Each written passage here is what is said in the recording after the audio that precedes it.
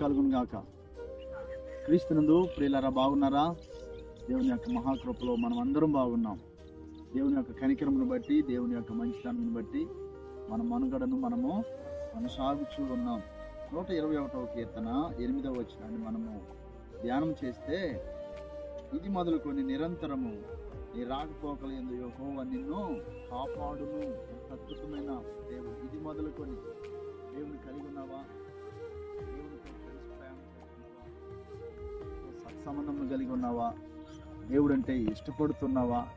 మరి దేవుని ఇంకా ఏదో దూరంలో నిన్ను చూస్తూ, మరి మతంలో చూస్తూ, కొంతమంది మతం తీసుకోలేదంటారు, మతంలో చూస్తూ దేవుడు కాపాడేవారుగా ఉన్నారు. ఎలాగంటే రాకపోకల యందు నిరంతరము, ప్రతిరోజు ప్రతి నిత్యము కాపాడే దేవుడై ఉన్నారు. బిడ్డలకు కాపుదల కావాలి, కుటుంబాలకు కాపుదల కావాలి, మనకు కాపుదల కావాలి.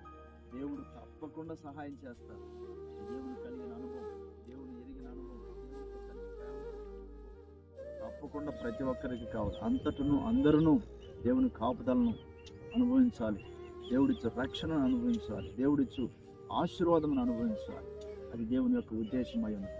దేవుని కలిగి ఉన్నావా? మంచిది. దేవునితో కలిసి ప్రయాణం చేస్తున్నావా?